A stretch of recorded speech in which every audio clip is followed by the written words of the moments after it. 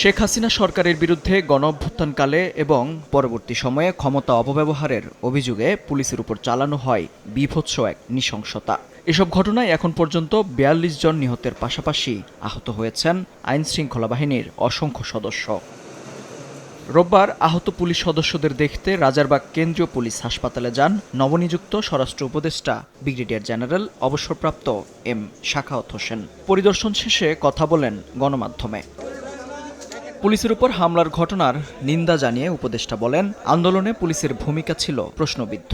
সরকার তাদের লাঠিয়াল বাহিনীতে পরিণত করায় জনগণের ভিন্ন প্রতিক্রিয়া হয়। আর তাই অতি উৎসাহী পুলিশের নির্দেশদাতাদের খুঁজে বের করে শিগগিরই আইনের আওতায় আনার হুঁশিয়ারি দেন তিনি।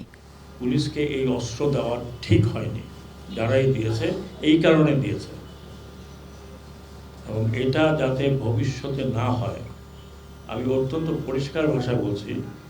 রাজনীতিবিদরা আমাকে পছন্দ করুন না করুন, আই কুডন্ট কেয়ার লেস। এখন রাজনীতি করা এই দেশে অনেক ডিফিকাল্ট হবে। পুলিশকে আপনি আর পুলিশ লাঠিয়াল বাহিনীর মতো পরিচালিত করতে পারবেন না। I will insist police will be under police commission. হুকুমদাতাদের আমাদের বের করতে হবে যে কারা পুলিশকে এইরকমভাবে ব্যবহার করেছে, উদ্দেশ্যটা কি।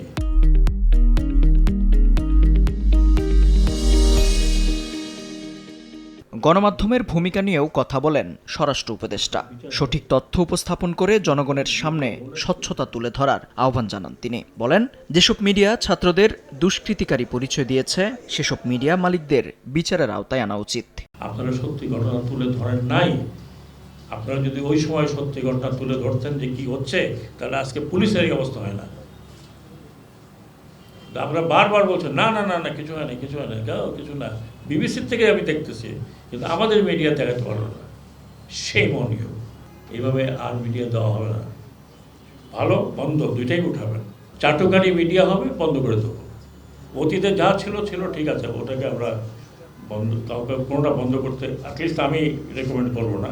বিশৃঙ্খল পরিস্থিতিতে স্থবির হয়ে পড়া পুলিশকে সচল করার চেষ্টাও চলছে বলে জানান নবনিযুক্ত উপদেষ্টা। পুলিশের সব দাবি মেনে নেওয়ার আশ্বাস দিয়ে কিছুটা সময় চান তিনি। নির্দেশের পরও যেসব পুলিশ সদস্য কাজে যোগ দেবে না তাদের বিরুদ্ধেও কঠোর ব্যবস্থার হুঁশিয়ারি দেন তিনি। মেহেদী হাসান, সময় সংবাদ, ঢাকা।